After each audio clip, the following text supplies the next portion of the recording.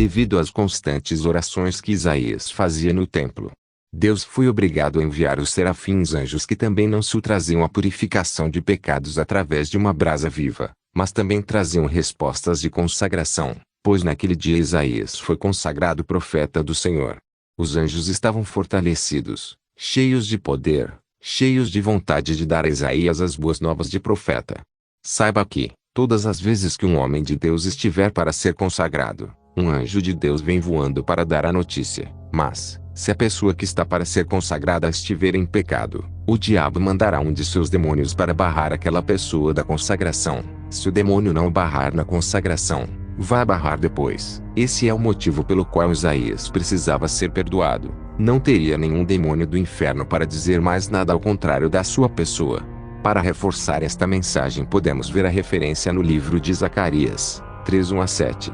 Deus escolheu aqui o sumo sacerdote Josué para ser líder, mas antes Israel havia pecado, por isso foram levados para exílio, passaram fome, comeram pão que o diabo amassou, mas depois foram perdoados e Deus trouxe todos de volta. Após isso ter acontecido, Deus mandou que trocassem as vestes sujas do sacerdote Josué e colocassem vestes limpas e um turbante na cabeça. Satanás ficou irado com aquela bênção, pois continuava acusando o sumo sacerdote Josué, não queria aceitar que ele fosse líder, mas seu pecado já estava perdoado, o inferno não poderia se opor. Então o anjo do Senhor disse: O Senhor te repreenda, Satanás. E disse mais: O Senhor que escolheu Jerusalém te repreenda. Naquele momento Satanás teve que fugir, pois a bênção já estava consumada. O próprio Filho de Deus lhe repreendeu. Quem é Lúcifer? Lúcifer era querubim da guarda criado por Deus até mesmo antes do homem. Ezequiel 28:14-15. Ele tinha destaque diante dos demais anjos. Vivia no Monte Santo de Deus no brilho das pedras preciosas, até que um dia foi encontrada nele iniquidade. Lúcifer era o sinete da perfeição, uma imagem perfeita daquilo que Deus havia criado. Ele era iluminado ou brilhante, um ser de uma conduta perfeitíssima. Não tinha nada que desabonasse o seu caráter nem diante de Deus nem diante dos anjos. Mas existem alguns aspectos que o levaram à queda. 1. Subirei ao céu. Satanás queria posição ao lado de Deus no céu, lugar este reservado a Cristo. Efésios 1:20. 2. Exaltarei meu trono. Satanás queria o trono para dominar os céus e a terra, lugar este prometido a Cristo. Efésios 1:21. 3. Me assentarei no monte da congregação. Satanás queria reinar sobre o povo de Deus, privilégio este dado ao Messias prometido. Isaías 9:6-7. 4. Subirei acima das mais altas nuvens. Satanás queria a glória que somente Deus tem, e esta pertence a Cristo. João 17:5. 5. Serei semelhante ao Altíssimo. Satanás queria o poder e a autoridade do Altíssimo, e esta pertence somente a Cristo. João 8:58. Essas palavras o levaram à queda. Queria ser mais que Deus e tomar o trono que pertencia ao Senhor Jesus Cristo. Anteriormente falamos que Lúcifer tinha ciúmes do arcanjo Miguel por causa do nome que ele tinha recebido de Deus, quem é como Deus, mas do Senhor Jesus ele tinha muito ódio, por isso ele fez de tudo para Jesus descer da cruz quando confrontou com ele aqui na terra. Depois da queda, Lúcifer recebeu outros nomes, como o Deus deste século e de príncipe da potestade. 2 Coríntios 4:4, Efésios 2:2. Lúcifer é uma pessoa, pois do mesmo modo que os outros anjos demonstram personalidade ele também demonstra inteligência. 2 Coríntios 11:3. Exibe suas emoções. Apocalipse 12:17. Lucas 22:31.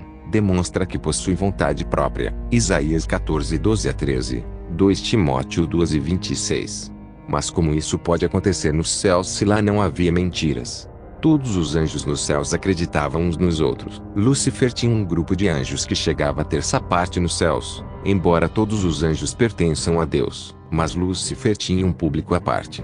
Era estimado, creio que até venerado por muitos anjos, era guardião da porta de Deus. Ninguém passava por Lúcifer sem permissão, seu posto era de alta elevação. Ele observava como os demais anjos adoravam a Deus, via sempre Deus sentado na sua cadeira de alta glória e começou a pensar: eu, Lúcifer, poderia me assentar ali na cadeira de Deus, tenho também qualidades para ser um Deus.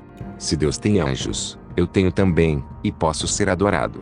As coisas que aconteceram com Lúcifer não foram da noite para o dia. Ele começou a contemplar a si mesmo achando ser alguma coisa diante do Altíssimo.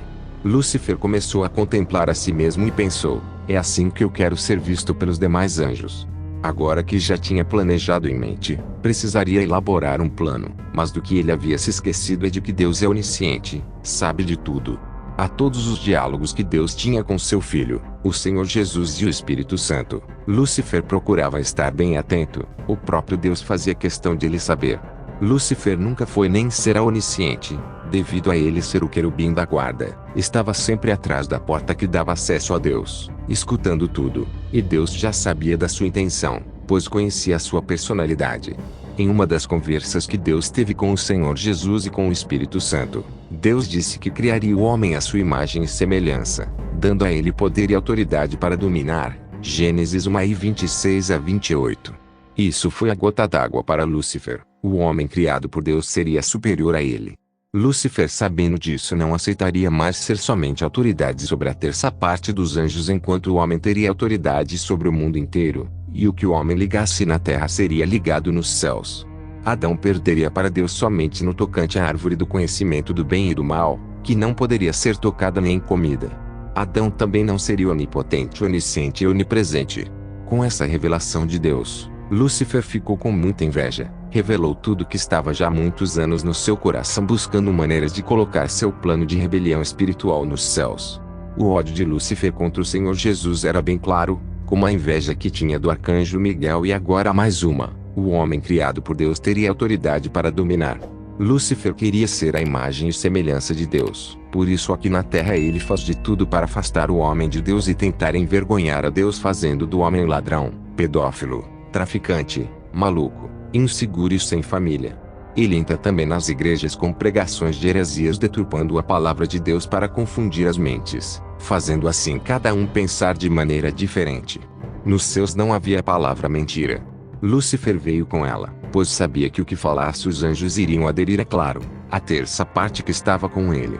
Como Deus é onisciente, porque sabe de todas as coisas, creio que da mesma forma que ele tinha falado com Adão e Eva no tocante a não tocar na árvore do conhecimento do bem e do mal, as mesmas palavras também tinha Deus já falado com Lúcifer antes de ele ter sido expulso dos céus.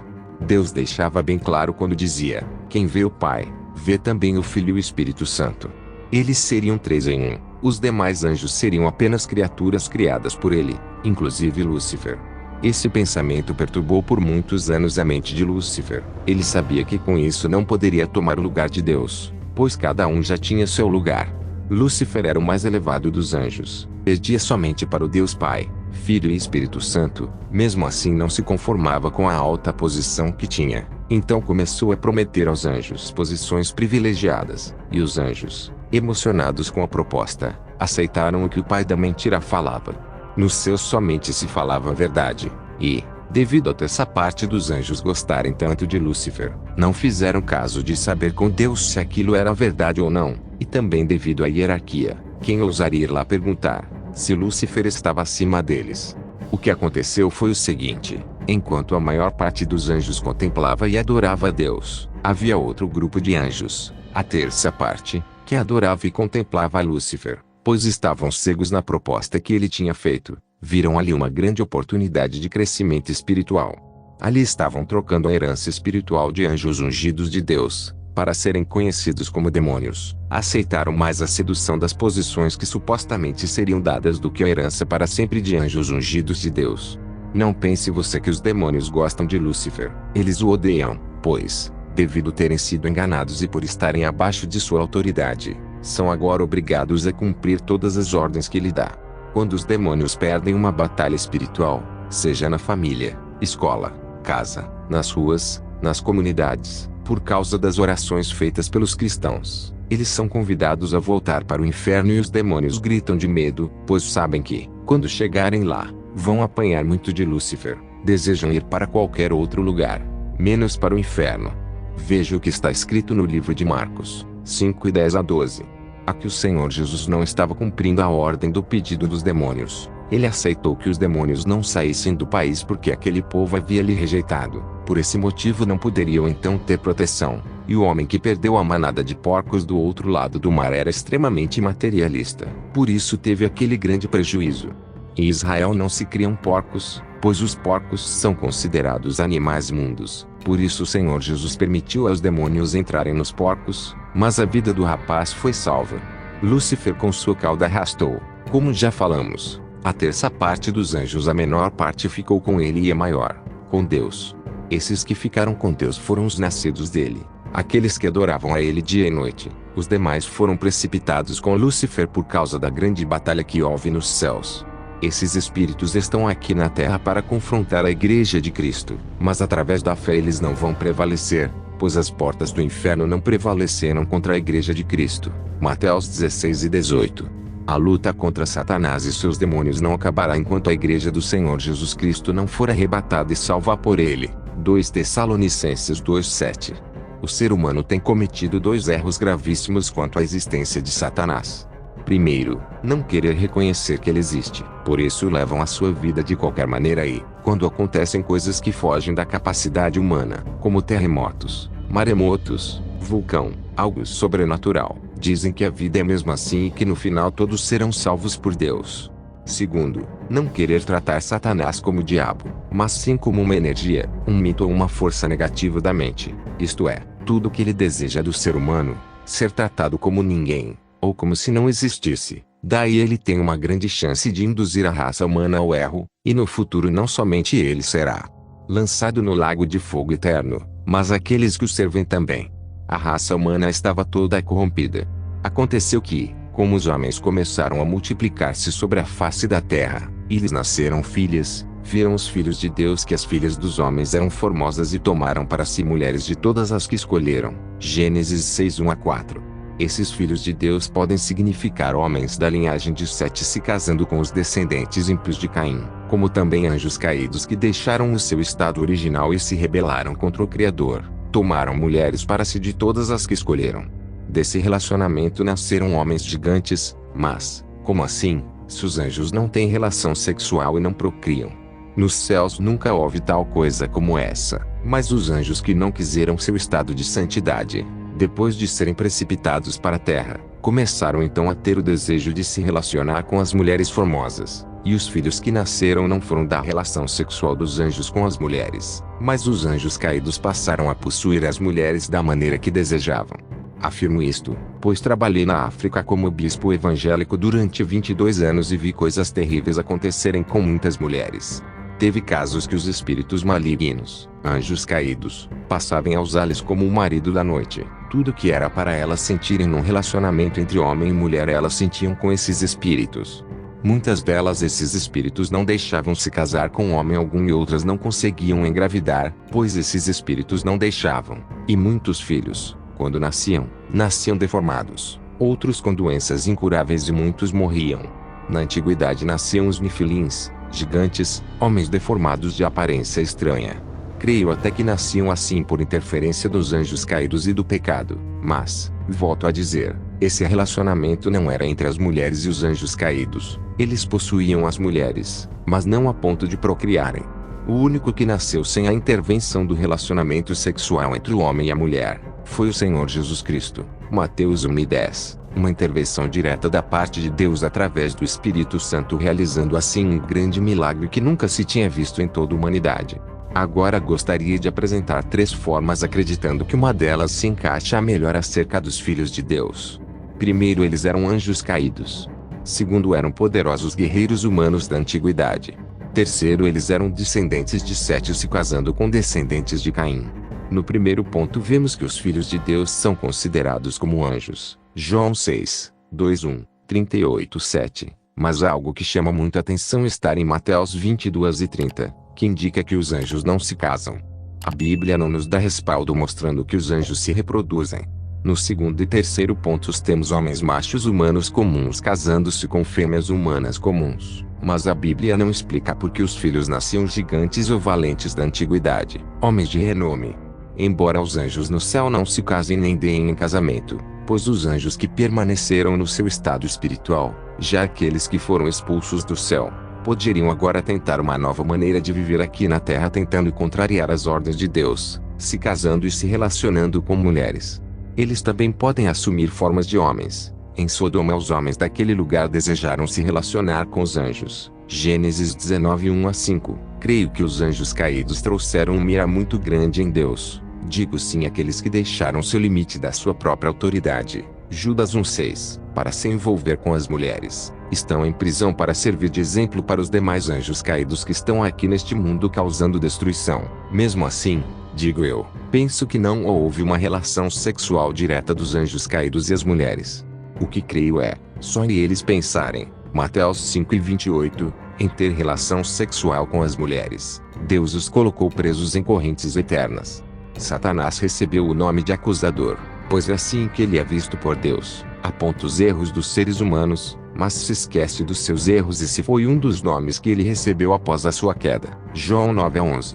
Esse anjo mau tem várias personalidades, um caráter inescrupuloso que somente serve para trazer total desgraça. Dragão e serpente, nomes que recebeu por se associar a esses animais. Apocalipse 12:9. Beelzebub, um nome decorrente de Baal-zebub, título a um deus de Acreon ao qual Acasias desejou consultar, mas foi impedido por Elias. 2 Reis 1-6. 16. Maligno, sua maneira de agir com as pessoas, um ser malvado, cruel, ditador, corruptor. Mateus 13:19, 38. Efésios 6:16. 1 João 2:13, 14, 5:19. Abaddon e Apolion, nome de duas línguas, hebraico e grego. Apocalipse 9:11. O significado é destruidor. Ele é o chefe dos terríveis gafanhotos que causaram dano aos homens. Deus deste século, responsável do homem que não tem Deus, um líder dos falsos cultos, tem seus falsos ministros. 2 Coríntios 11:15. Suas doutrinas. 1 Timóteo 4:1. Seus sacrifícios. 1 Coríntios 10:20.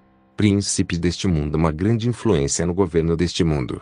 Algum direito neste planeta. É claro que ele tem limites. Mateus 4:8-9. Príncipe da potestade do ar, uma organização de anjos perversos. Satanás desempenha uma função com seus demônios, que é perseguir a Igreja de Cristo, no intuito de fazer alguns se apostatarem na fé, mas, aqueles que forem fiéis até a morte, esses sim, receberão o galardão da salvação eterna. Mateus 25:41. Apocalipse 12:7.